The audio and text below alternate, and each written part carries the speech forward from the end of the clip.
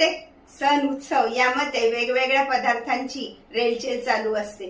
त्यामध्येच आपण बनवणार आहोत महाराष्ट्राची पुरणपोळी। महाराष्ट्राची पुरणपोळी ही प्रत्येक घरोघरी बनवली जाते।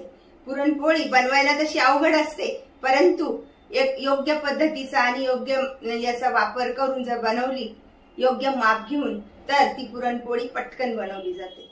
केटी कुकिंग चॅनल मध्ये मी आपले मनापासून स्वागत करते। नवशिक्यांनाही बनवता येतील अशा 2 पद्धतीच्या पुरणपोळ्या। ही 1 वाटी चणा डाळ घेतलेली आहे, ती प्रथम गाळणीच्या मदतीने गाळून घेऊया। डाळ धुतल्यानंतर त्यामध्ये ज्या वाटीच्या मापानुसार डाळ घेतली आहे त्यानुसार 3 वाट्या पाणी टाकून घेऊया।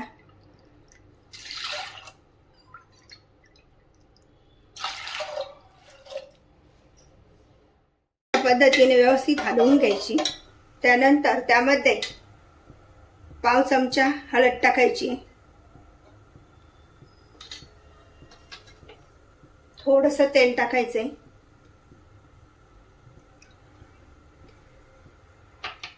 आणि कुकरच्या 5 शिट्ट्या करून घेऊया, म्हणजे डाळ छान शिजते। कुकरच्या 5 शिट्ट्या झाल्या आहे आणि आता गॅस बंद करूया व थंड होण्यासाठी ठेवूया। थंड होतोय तोपर्यंत पीठ मळून घेऊया। त्यासाठी थोडंसं मीठ टाकायचंय, चिमूटभर हळद, थोडंसं तेल आणि सर्व साहित्य व्यवस्थित मिक्स करून घ्यायचे अगोदर।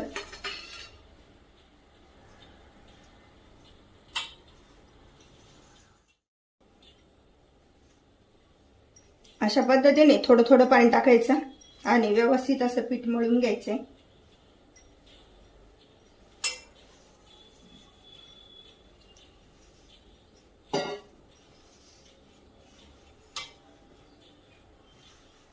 आता असं पीठ मळता मळता थोडंसं तेल टाकायचंय।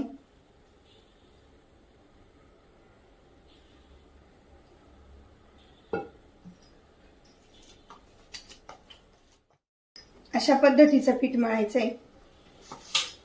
बघितलं ना किती छान पीठ मळलं गेलंय।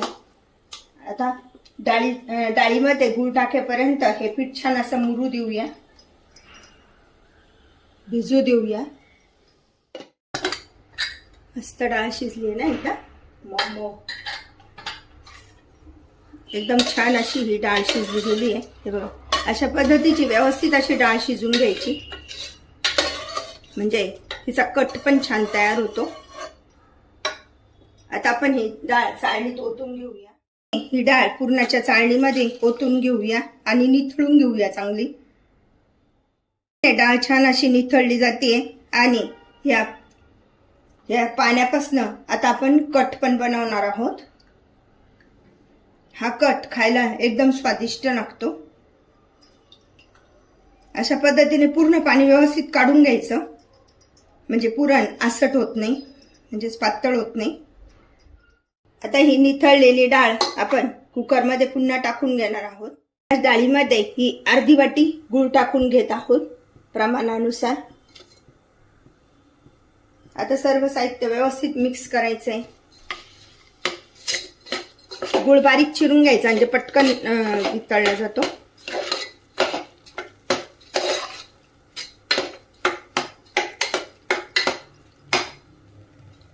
त्यामध्येच लगेच सुंठ पावडर, जायफळ पूड आणि वेलदोड्याची पूड पण टाकून घेत आहोत। महाराष्ट्राची ही पुरणपोळी सगळ्यांना आवडते आणि प्रत्येक सणाला आवर्जून ही अशी पुरणपोळी केली जाते।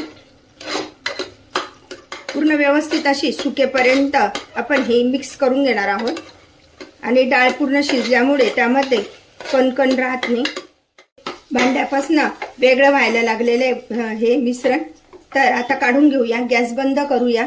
मस्तपैकी आता चाळणीमध्ये गाळून घेऊया।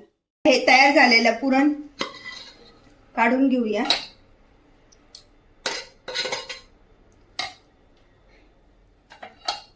आणि या चमच्याच्या मदतीने असं फेटून घ्यायचं। पद्धतीने डाळ शिजवल्यामुळे थोडं सुद्धा डाळुंबी शिल्लक राहत नाही आणि आपलं पुरण व्यवस्थित असं गाळलं जातं। आता आपण याच्या पोळ्या करून घेऊया. पीठ पण छान भिजलं गेलंय. तेल लावून घ्यायचं. हे पीठ व्यवस्थित असं मळून घ्यायचंय. पुरणाची पोळी 2 पद्धतीने लाटली जाते. पहिली पद्धत म्हणजे असा छान असा उंडा करून घ्यायचा. गोल केल्यानंतर त्यामध्ये पुरण भरायचंय. असा उंडा करून घ्यायचाय, तो त्यामध्ये भरायचा.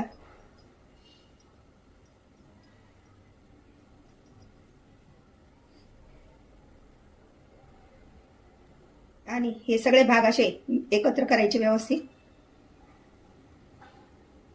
आणि जो वरचा भाग जो जास्तीचा असतो तो काढून घ्यायचा. म्हणजे पोळी छान अशी पातळ आणि पुरणाची व्यवस्थित अशी लागते, पीठ पीठ लागत नाही. हे बघा, अशा पद्धतीने जेवढा मोठा उंडा येतो तो काढून घ्यायचा आणि तिथंच दाबून द्यायचं. प्रथम ही पोळी व्यवस्थित अशी पोळपाटावर हे करून घ्यायची, म्हणजे पुरण सगळीकडे पसरलं जातं व्यवस्थित. आता आपण ही नुसती गव्हाचा पिठाचा वापर करून बनवलेली पुरणाची पोळी आहे बघा. आणि जास्त पीठ पण लागत नाही, व्यवस्थित अशी ही लाटली जाते. आता आपण पोळी लाटून घेऊया. अशी अलगद पोळी लाटायची.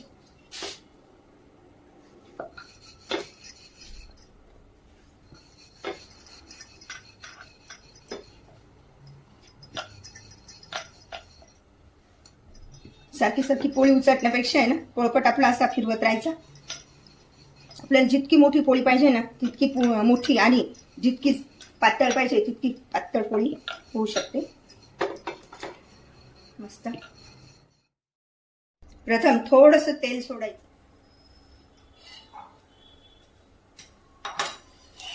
आता आपण ही पोळी उलटून देऊया. वाव, किती मस्त आहे ना, एकदम किती सॉफ्ट आहे. थोडं थोडं तूप सोडूया पोळीवर.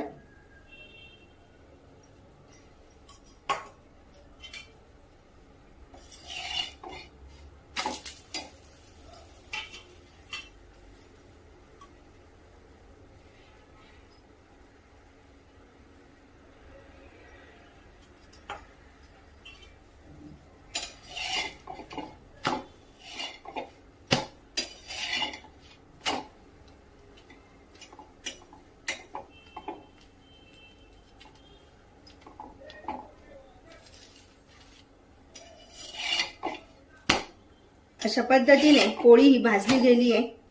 तिची घडी घालायची आणि मस्तपैकी ठेवायची. अशा पद्धतीची घडी घालून आणि एकावर एक अशा व्यवस्थित ठेवायच्या. दुसरी पद्धत म्हणजे प्रथम हे 2 अशा हे लाटून घ्यायच्या पोळ्या.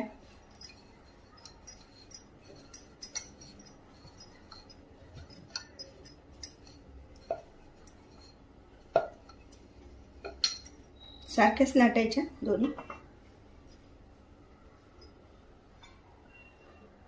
खाली थोडं पीठ टाकायचं आणि आपल्याला जितकं पाहिजे तितकं छान असं पुरण भरायचं. कमी पुरण अजिबात भरायचं नाही. खायला पण अशी छान अशी पुरणाची पोळी वाटली पाहिजे. त्यानंतर वरून ही पोळी अशी टाकायची.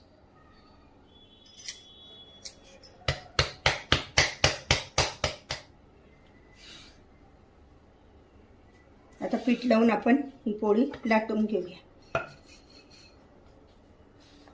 आपल्याला जितकी मोठी पाहिजे ना तितकी पोळी ही मोठी लाटता येते. लाटली गेली आहे. आणि जितकी मोठी पाहिजे ना तितकी मोठी आपण लाटू शकतो, मांड्यांसारखी. ही पोळी तव्यावर टाकून घेऊया.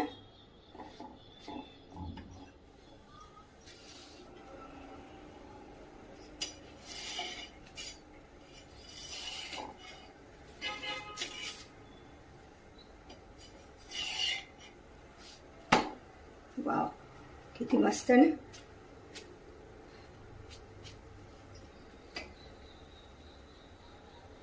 बघितली ना किती छान अशी फुग टम्म झालेली आहे. मस्त.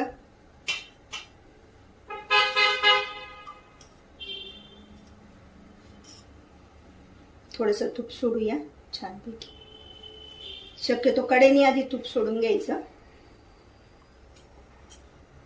पुरणाची पोळी आणि तूप म्हणजे एकदम मस्त बेस्ट बेत जमतो.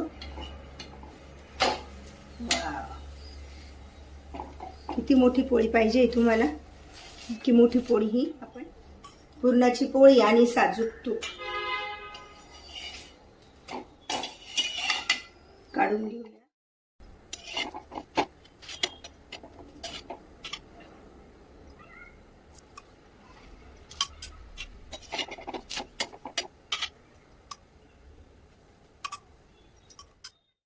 महाराष्ट्रामध्ये प्रत्येक सणाला बनवली जाणारी अशी ही पुरणाची पोळी तुम्ही पण बनवा आणि मला मात्र कळवा कशी झाली येते. लाईक अँड सबस्क्राईब करायला विसरू नका. पुन्हा आपण भेटूया नवीन रेसिपीसह.